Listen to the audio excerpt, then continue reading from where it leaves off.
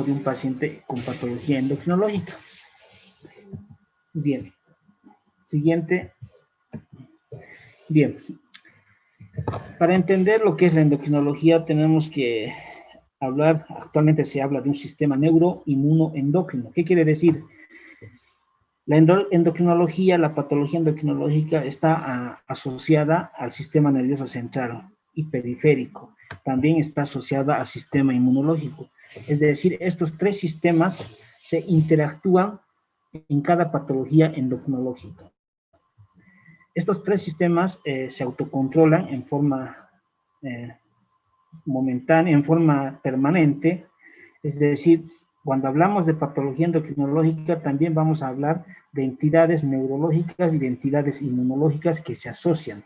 Es decir, cualquier patología a nivel de estos tres sistemas puede producir una patología endocrinológica. Asimismo, también se regulan entre sí. ¿Ok? Por lo tanto, vamos a denominar, ya no como endocrinología, no rama de la endocrinología, sino vamos a hablar de un sistema neuroinmunoendocrino. Siguiente.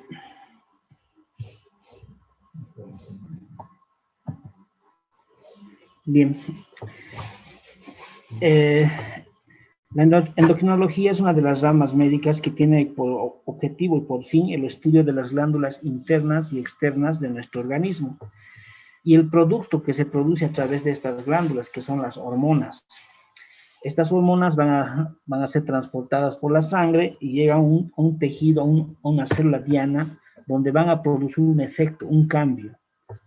Por lo tanto, se dice que las hormonas son denominadas mensajeros químicos, es decir, sustancias químicas que una vez que se introducen a una célula diana, a un órgano, a un tejido, van a producir un cambio químico, un cambio celular. Por lo tanto, las hormonas son denominadas mensajeros químicos. Siguiente. Bien, ¿cuáles son las funciones de las hormonas? Básicamente vamos a clasificar las funciones de las hormonas en 4 aspectos. Es decir, reproducción. Ejemplo, las hormonas ováricas, la hormona del crecimiento, que son básicamente destinadas para el crecimiento de la persona humana. También tenemos otra función que es el mantenimiento del medio interno. Por ejemplo, la hormona antidiurética, que es la que cuando se secreta retiene agua a nivel del glomérulo renal.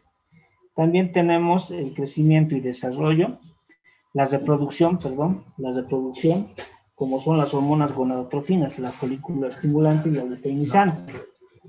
Y también tenemos una última función como es la producción, almacenamiento y utilización de energía. Ejemplo, el cortisol, las hormonas tiroideas. Entonces, básicamente yo englobo todas las funciones en estos 4 aspectos. Reproducción, mantenimiento del medio interno, crecimiento y desarrollo, producción y almacenamiento y utilización de energía. Estas son las 4 principales funciones de todas las hormonas. Siguiente. Bueno, la clasificación de las hormonas va de acuerdo a su estructura química. Se las va a clasificar en esteroideas, por ejemplo, el cortisol, los estrógenos, la progesterona, la testosterona. También se las clasifica como la siguiente, como aminas biogénicas. Tenemos a la tiroxina, a la triiotironina, la adrenalina, la noradrenalina. Y otro subgrupo son las hormonas de acuerdo a su estructura de proteínas o péptidos. Tenemos la tirotropina, la corticotropina, tenemos la hormona antidiurética, la oxitocina, la calcitocina, la insulina, por ejemplo. Esta clasificación va de acuerdo a su estructura química, ¿sí? Siguiente. Bien, siguiente. Seguimos viendo las clasificaciones de acuerdo a su estructura química. Siguiente. Bien. Mecanismos de acción de las hormonas, ¿sí? Bueno, el primer paso para que se desarrolle una acción hormonal en un tejido es la interacción de esta hormona, sobre una célula diana. Es decir, para que exista el efecto en esta célula diana, la hormona requiere unirse a esta célula a través de unos receptores, ¿sí?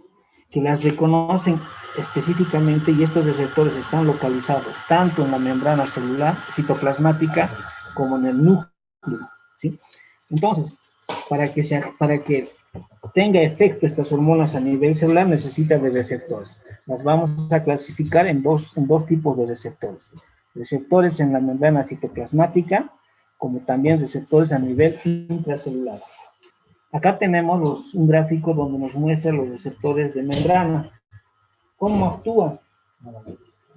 Las hormonas se fijan a estos receptores citoplasmáticos, va a producir una hidrólisis del fosfatil inositol, una apertura del calcio, ¿sí? Y una activación del AMP cíclico.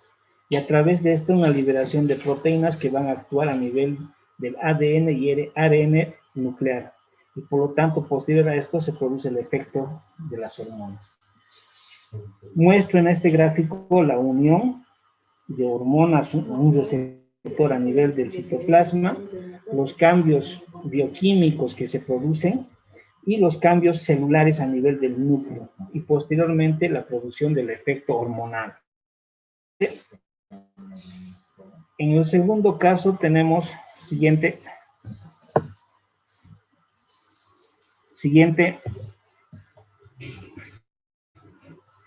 Tenemos los atrás, por favor. Acá tenemos el segundo mecanismo de acción hormonal, que son los receptores intracelulares. Es decir, ingresa directamente las hormonas a un receptor a nivel del núcleo celular. ¿Ok? Pueden ver el gráfico donde directamente ingresan a la célula, alteran el ADN celular, produciendo RNA mensajero, la producción de síntesis de proteínas y la acción hormonal. Se dan cuenta que para que las hormonas actúen tienen que unirse a receptores, tanto a nivel de la membrana plasmática como a nivel intracelular, ¿sí? Siguiente. Bien. Acá vamos a hablar de lo que es la secreción normal hormonal, ¿sí? ¿Qué quiere decir? Nosotros tenemos diferentes hormonas en nuestro organismo que se van a secretar en diferentes momentos del día, ¿sí? Es decir, la secreción hormonal normal no se produce en nuestro organismo de forma continua o uniforme, sino pulsátil. Les estoy mostrando un gráfico donde pueden ver la secreción de las hormonas. ¿Qué quiere decir este gráfico? Que las hormonas se secretan a través de pulsos, en forma pulsátil, es decir, en momentos del día se produce pulsos o secreciones máximas, ¿ya? Que son que son llamados pulsos, y también tienen un momento de descenso, de reposo. Entonces, la liberación de la secreción hormonal se realiza a través de pulsos. Bien, ¿cuáles son las características de estas secreciones hormonales? Tenemos la circadiana, un ritmo pulsátil circadiano. ¿Qué quiere decir? Que durante el día existe una secreción máxima y una secreción mínima. Ejemplo, el cortisol. El cortisol tiene un ritmo circadiano. ¿Qué quiere decir? Que a las 9 de la mañana el cortisol se produce en más cantidad en relación y empieza a descender al momento que pasa el día, disminuyendo en la tarde, y otra vez al día siguiente vuelve a haber otro pico que es en la mañana.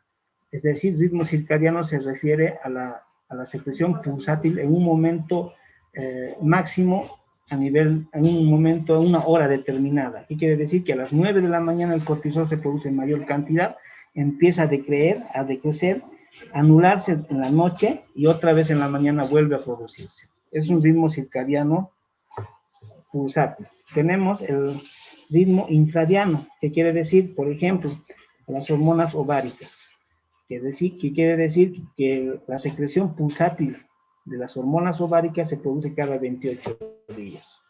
Ejemplo, el ritmo menstrual, ¿sí? También tenemos el ultradiano, que se produce, por ejemplo, tenemos las hormonas gonadotrofinas coriónicas.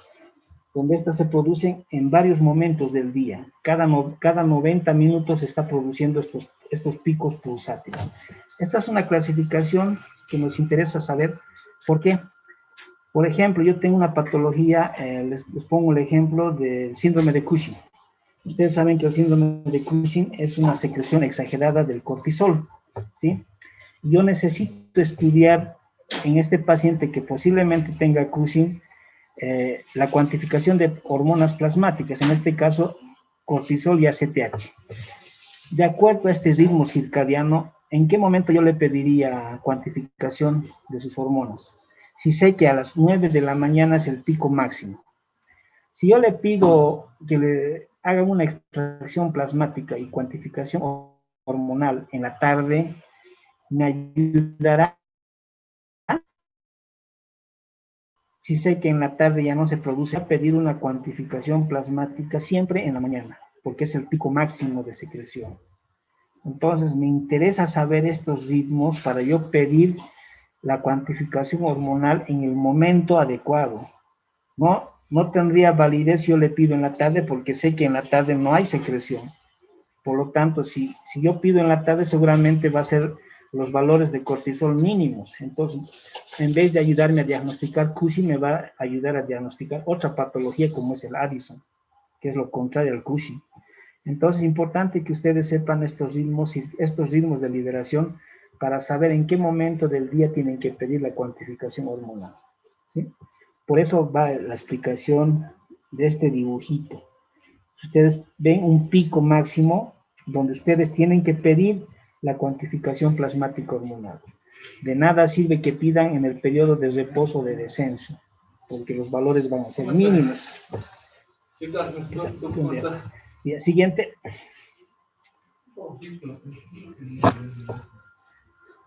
Bien, tenemos ahora en el gráfico de lo que es los sistemas de control de secreción hormonal. Bien, para que me entiendan, el eje hipotálamo, hipófisis, glándula, está construido por el hipotálamo, ¿sí?, que está en el cerebro, en la base del diencéfalo, pueden ver el gráfico, y tenemos un tallo que comunica con la hipófisis anterior, donde se producen otro número de hormonas que van a ir a actuar al órgano y producir la hormona final. Este es el eje hipotálamo, hipófisis y glándula. ¿Cómo se controla este sistema? Tenemos sistemas de retroalimentación de control de estas hormonas. Siguiente. Voy a dar dos ejemplos de control. El sistema de retroalimentación negativa y sistema de retroalimentación positiva. ¿Cuándo se dice sistema de retroalimentación negativa?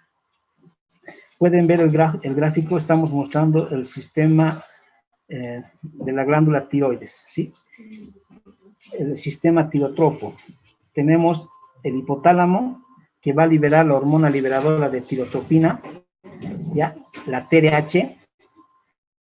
Esta va a través del tallo hipotalámico a la hipófisis anterior y va a liberar la hormona, la TSH, ¿ya? La hormona tirotropina.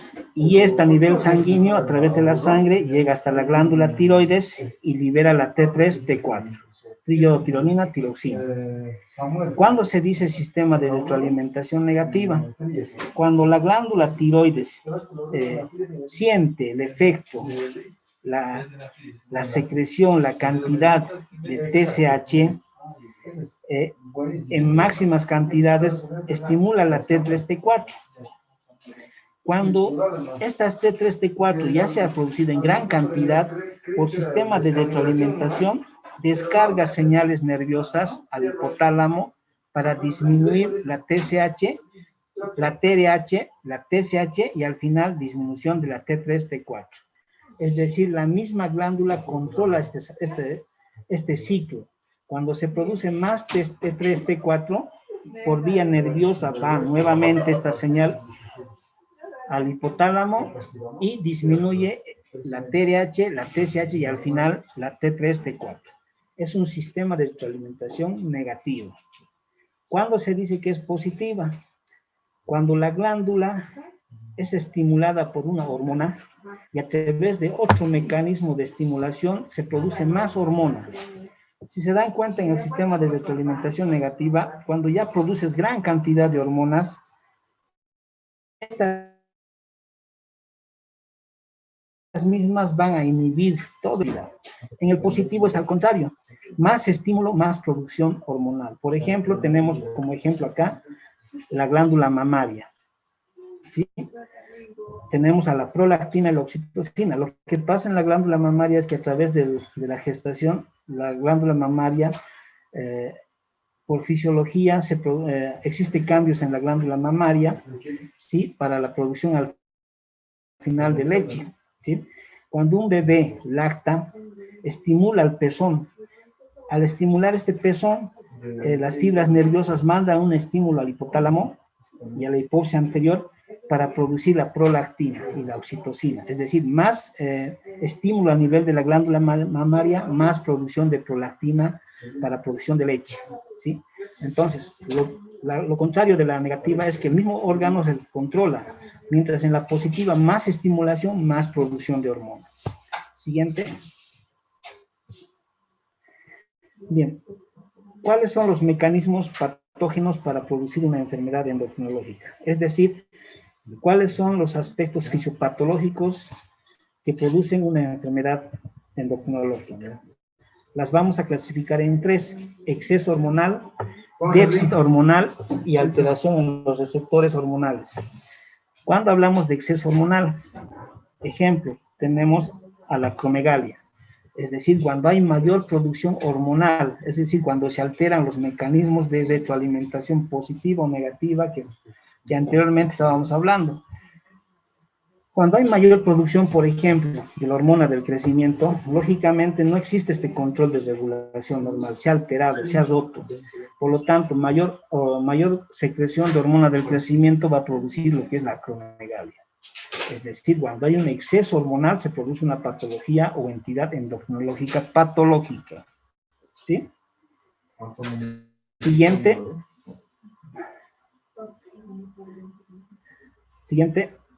Déficit hormonal. Es decir, lo contrario, cuando hay disminución en la secreción hormonal. Puede ser por patología neoplásica, iatrogénica, vascular, infecciosa, autoinmune. Ejemplo, el hipotiroidismo. Es decir, una alteración inmunológica que condiciona a la disminución de la T3-T4. Por lo tanto, al haber menor T3-T4, lógicamente se va a manifestar como una entidad patológica como es el hipotiroidismo. Siguiente. Y hablamos de resistencia hormonal. Anteriormente les he hablado que las hormonas, para que actúen a nivel celular, tienen que acoplarse a receptores celulares. ¿Cuándo es resistencia hormonal? Cuando estos receptores hormonales o receptores intracelulares y citoplasmáticos están alterados, están bloqueados, por lo tanto la célula no puede actuar. Siguiente. Ejemplo, patologías inmunológicas, es decir, anticuerpos que bloquean estos receptores. Ejemplo clásico, diabetes mellitus tipo 2. Ustedes saben que la diabetes mellitus tipo 2 no es más que una resistencia a la insulina, es decir, la insulina, una hormona, no actúa a nivel de sus órganos a través, ¿por qué? Porque están bloqueados estos receptores, ¿sí? Entonces, un ejemplo clásico de resistencia hormonal sería la diabetes mellitus tipo 2. Resumiendo, para que se produzca enfermedad endocrinológica tiene que producirse estos tres mecanismos: exceso hormonal, mayor producción de hormonas, disminución hormonal, es decir, menor producción hormonal, y resistencia hormonal, alteración en los receptores de la unión célula diana-hormona. Siguiente. Para concluir, ¿cuál es la evaluación de un paciente endocrinológico? Es decir, ¿cuál es la revisión global de un paciente con patología endocrinológica? Tenemos tres acápites: la anamnesis, es decir, interrogar al paciente, ver la evolución del paciente, de los síntomas, qué medicación ha recibido, qué antecedentes familiares tiene. Lo acoplamos con la exploración física, ¿sí? Es decir, una exploración física de acuerdo a la patología endocrinológica. 2, necesitamos ver la cuantificación plasmática de estas hormonas, ¿sí? ¿Qué quiere decir? Una vez identificado alguna patología endocrinológica a través de la anamnesis, de la exploración física, el siguiente paso es determinar a nivel plasmático la cuantificación de estas hormonas. Reitero, para yo pedir estas hormonas en plasma tengo que saber los ciclos de secreción que ya les mencionaba. Necesito saber en qué pico máximo yo puedo pedir la cuantificación de hormonas, ¿sí? 3, y exámenes de gabinete. Ejemplo, tomografías, resonancias magnéticas, gamografías, es decir, otro tipo de estudios que me van a ayudar para llegar a un diagnóstico definitivo. Entonces, ante la evaluación de un paciente endocrinológico tengo estos 3 acápites: anamnesis, exploración física, determinación hormonal, plasmática y exámenes de gabinete. Esto, básicamente les digo que este es el estudio que tiene que hacerse a todo paciente que piensa uno que tiene disfunción endocrinológica. Bien, sería todo lo que es en esta primera clase. Básicamente les he hablado de generalidades. La próxima clase vamos a hablar ya de lo que es básicamente las patologías, ¿sí? Fisiología, fisiopatología. Bien, entonces la próxima clase va a ser el día jueves a las 5 de la tarde, creo, de acuerdo a su presidente que hemos quedado. Entonces, todos los días jueves es con el grupo B. Ok, nos despido. Gracias, hasta luego.